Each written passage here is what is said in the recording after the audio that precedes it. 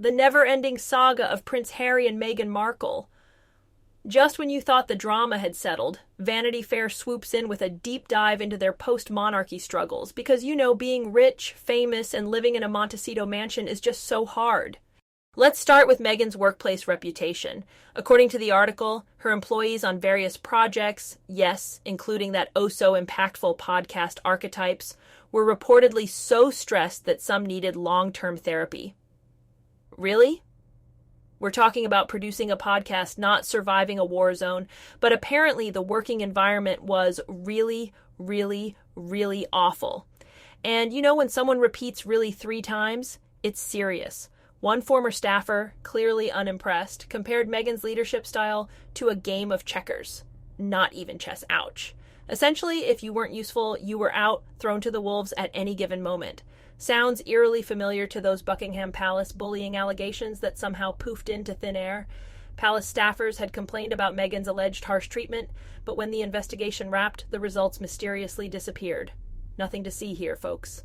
Meanwhile, Prince Harry is having an existential crisis in California. Turns out being a normal American is a bit tricky when you're, a prince. Apparently he's struggling to make friends. Now, if only there was a way for a globally recognized multimillionaire to meet people. Oh wait, there is. But hey, he's busy reflecting on the fallout from his memoir Spare, where he poured his heart out about his very bad childhood trauma. Because nothing says moving forward like repeatedly dragging your family through the mud in public. Speaking of Harry's brilliant career moves, Vanity Fair also claims he wanted to do a podcast about disabled athletes at the Invictus Games. A noble idea, except there's one tiny problem. The audience that would be interested in that is not the same crowd eager for royal gossip and drama, and we all know drama is the golden ticket to those juicy Netflix deals. And then there's Meghan, allegedly the boss from hell.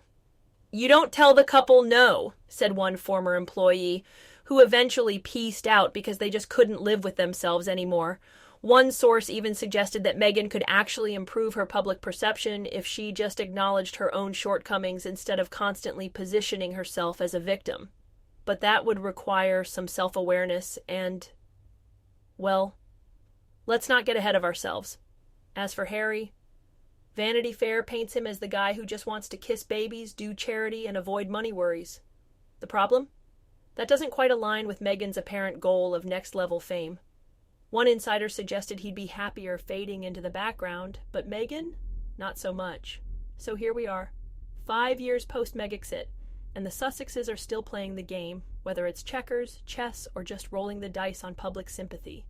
And judging by these revelations, the Hollywood dream might not be as picture-perfect as they hoped.